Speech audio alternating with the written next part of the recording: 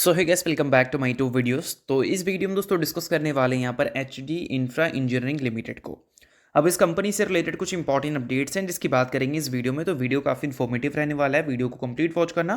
But उससे पहले channel को सब्सक्राइब नहीं किया है तो चैनल को सब्सक्राइब करके बेल आइकन को प्रेस कर लो ताकि आने वाली जितनी भी अपडेट्स हैं उसका नोटिफिकेशन आपको सबसे पहले मिल सके।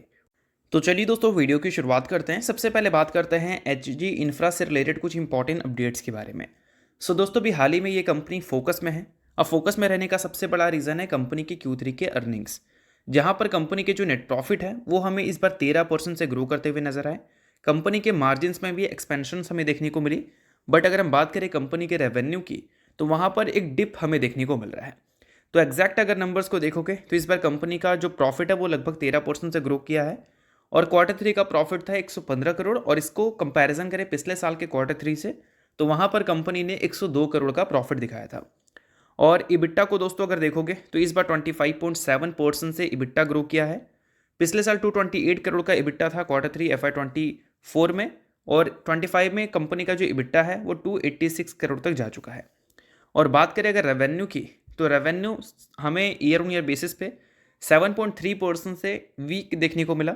और पिछले साल के रेवेन्यू को देखोगे तो वो था 1364 करोड़। इस बार का रेवेन्यू 100 करोड़ से घटकर 1264 करोड़ हमें देखने को मिल रही है।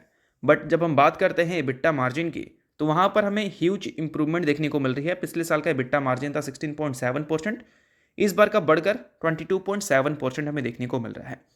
अब देखो दोस्तों, नोट करने वाली बात यहाँ पर यह है कि नंबर्स ज़रूर कंपनी के प्रॉफिट्स के मामले में अच्छे हो, इबिट्टा के मामले में अच्छे हो, बट अगर बात करें मार्केट की एक्सपेक्टेशंस क्या थी तो एक्सपेक्टेशंस की अगर हम बात करें तो ईपीएस से जो मार्केट ने उम्मीद किया था उसको कंपनी ने 4% से मिस किया है। और रेवेन्यू से जो मार्केट ने उम्मीद किया था उसको भी लगभग 2.5% से इसने मिस किया है। तो नंबर्स प्रॉफिट के मामले में अच्छे ज़रूर थे, डबल डिजिट से ग्रो हुए हैं, बट एक्सपेक्टेशंस को इसने मिस किया है। ये एक पॉइंट नोट करने वाली है। बट इसके अलावा दोस्तों कंपनी से रिलेटेड कुछ इंपॉर्टेंट न्यूज़ भी है जिसकी भी बात कर लेते हैं। सबसे पहले कंपनी का जो करंट ऑर्डर बुक का वैल्यू है वो है 15,080 करोड़ का। इसको अगर इसके मार्केट कैप से कंपैरिजन करें तो ऑलमोस्ट 100%।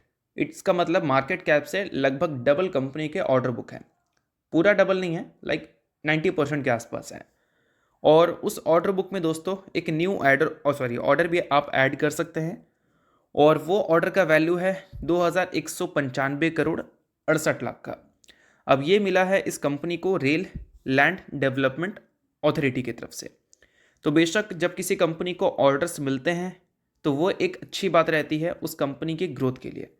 तो जान लेते हैं कि ये कंपनी करती क्या है, क्या इस कंपनी को ग्रोथ मिल सकता है फ्यूचर में। तो देखो दोस्तों, ये कंपनी ईपीसी सर्विसेज प्रोवाइड करती है।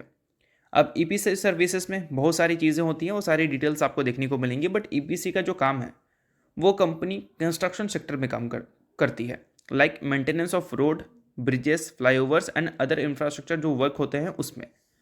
इसका जो करंट मार्केट कैप है वो है 8,297 करोड़ का। और इसके आरओसी और आरओई की बात करें तो दोनों हमें 20 से ऊपर देखने को मिलते हैं। मार्केट में एक चीज़ चलता है, और वो चीज़ ये है कि जब किसी कंपनी के फंडामेंटल एनालिसिस आप करते हो तो वहाँ पर रिटर्न ऑन इक्विटी और रिटर्न ऑन कैपिटल एम्प्लॉयड दोनों अगर 20 से ऊपर देखने को मिले तो उसको अच्छा माना जाता है। और इसके दोनों हमें 20 से ऊपर ही देखने को मिल रहे हैं। अगर इसके स्टॉक के पी की बात करें तो वो 15.1 का है। इसको अगर इसके इंडस्ट्री के पी से कंपैरिजन करें तो कम है। इंडस्ट्री पी 23.2 का है। नोट करना एक बात को कि कंपनी के पास ऑर्डर्स की कमी नहीं है, अच्छे खासे ऑर्डर्स कंपनी के पास है। इंडस्ट्री पी के मुकाबले इसका करंट पी आपको नीचे देखने को मिल रहा है। इट मीन्स वैल्यूएशन वाइज थोड़ा अट्रैक्टिव तो कंपनी ज़रूर दिख रही है, बट इसके लिए एक बार कंपनी को रिसर्च कर लेना, इसको किसी भी तरह का रिकमेंडेशन मत समझना। और दोस्तों जो करंट वैल्यूएशन की हम बात कर रहे थे उसको अगर कंपैरिजन करें इसके फ्यूचर के ग्रोथ के हिसाब से तो पेग रेशो हमें दिखा रहा है कि ये कंपनी अंडर वैल्यूड है। पेग रेशो का बेसिकली फॉर्मूला होता है price to earning growth ratio, यानी कि price to earning multiples divided by growth. और ये नंबर अगर 1 से ज़्यादा निकलता है तो किसी भी कंपनी को आप बोल सकते हो कि वैल्यूएशन वाइज ये कंपनी महंगी है, और 1 से कम रहता है तो बोला जाता है कि ये कंपनी अंडर वैल्यूड है। और इस कंपनी का हमें पेग रेशो 1 से कम दिखता है 0.46। और दोस्तों अगर इस कंपनी के सबसे बड़े प्रॉब्लम्स की बात करें तो इसके नंबर्स तो ज़रूर आपको पिछले कुछ टाइम से उतने इंप्रेस करते हुए देखने को नहीं मिल रहे हैं जैसा कंपनी के ऑर्डर बुक हमें देखने को मिल रही है। किसी कंपनी के ऑर्डर बुक में अगर ह्यूज जंप आप विटनेस करोगे तो आप उम्मीद करेंगे कि कंपनी के रेवेन्यू एंड प्रॉफिट ग्रोथ भी हमें ह्यूज ग्रो होती हुई नजर आए। बट पिछले 1 साल की बात करें तो कंपनी के सेल्स सिर्फ 4% से ग्रो किए हैं और प्रॉफिट में सिर्फ हमें 8% की ग्रोथ देखने को मिल रही है, जो कि इसके करंट ऑर्डर बुक को जस्टिफाई नहीं कर पा रहा है। ऑर्डर बुक को जस्टिफाई इसलिए नहीं कर पा रहा है क्योंकि इसका ऑर्डर बुक इसके मार्केट कैप से ऑलमोस्ट डबल है। तो इस वजह से हम हर क्वार्टर में या फिर हर साल इस कंपनी से एटलीस्ट 25% ग्रोथ तो विटनेस कर सकते हैं। बट पिछले 1 साल में वो चीज़ इसने रिपोर्ट नहीं किया है। इट मीन्स कहीं ना कहीं एग्जीक्यूशन की प्रॉब्लम कंपनी को फेस करना पड़ रहा है। बट वही स्टॉक प्राइस सीजर अगर देखोगे तो वो ज़रूर इंप्रेसिव है। बैलेंस शीट की दोस्तों अगर हम बात करें तो कंपनी के रिजर्व्स फिलहाल Q2 तक हमें 2600 करोड़ के देखने को मिल रहे हैं।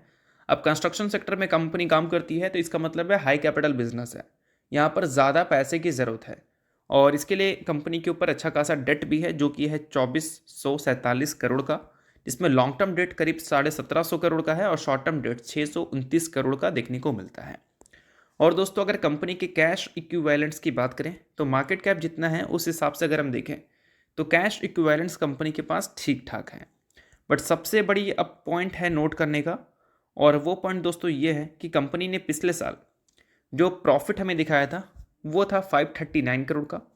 अब ये फाइनेंस कंपनी तो है नहीं, ये एक कंस्ट्रक्शन कंपनी है। तो हम उम्मीद करेंगे कि जो कंपनी ने प्रॉफिट अपने इन्वेस्टर्स को दिखाई है कितना हमने जनरेट किया पूरे साल में, वो पैसा क्या कंपनी के पास आया भी है या फिर नहीं।